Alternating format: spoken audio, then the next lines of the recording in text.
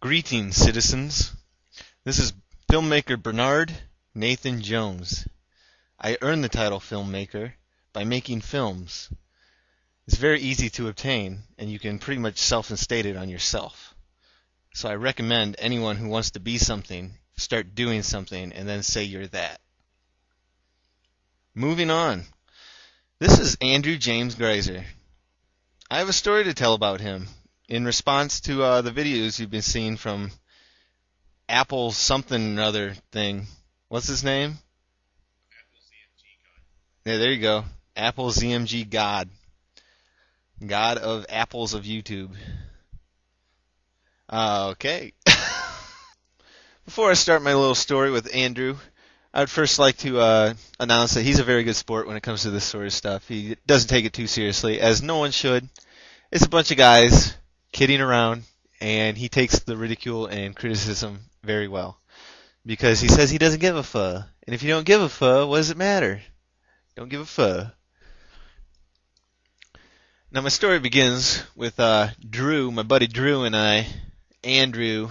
We were in Napoleon at GameStop. I was buying Wii Sports Resort. If you haven't tried it yet, go ahead and try it. It's definitely worth the Wii Motion Plus that comes with it, and the mini games are quite a bit of fun. And they're not even mini games because technically they're all games, and they're not very many. There's 18 holes of golf. Regardless, in Napoleon, after GameStop, we made our way to a McDonald's right beside GameStop, pretty much. And I think Drew, my buddy Drew, who's sitting beside me in this room right now, waving won't help them, it's audio. He decided that he wanted to go through drive-thru, and I said, Drew, let's go inside. We don't have to do that. Come on, bud. Drew. So we went inside. He said, though, I quote, if there aren't any hot chicks in there, I'm going to be super pissed. Which is more than just normal pissed. It's super pissed. Upon entering the McDonald's, Andrew got a look on his face that said to me that he was super pissed. Now, this is a level beyond normal pissed. He was very pissed because the hot women he was hoping to find within McDonald's working, or maybe eating, I don't know if he was searching for that, were not hot. They were average to below average, I would give it. Not a very good high-scoring McDonald's if we were to make a test for hot employees.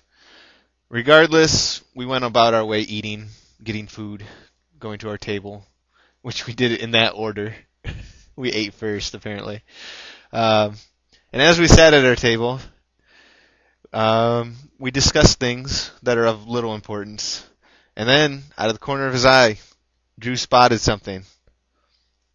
It was an employee he had seen in the back, and yet to see their face, possibly a hot chick.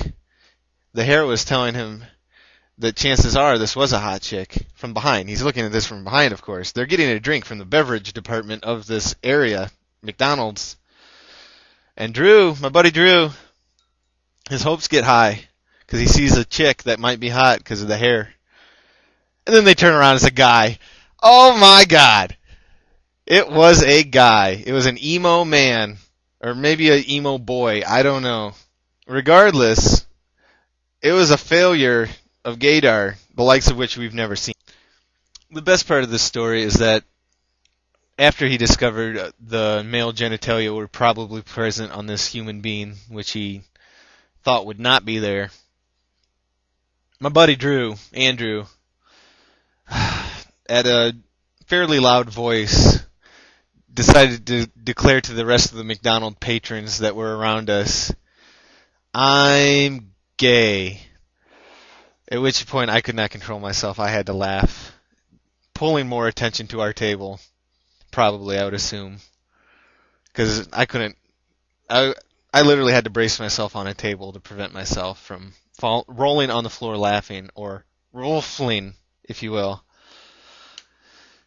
So, moral of the story is, just be careful when you go to McDonald's or any other place in there looking for hot chicks. There are some guys that try to trick you into thinking that they're hot chicks, but they're not. They just have emo hair.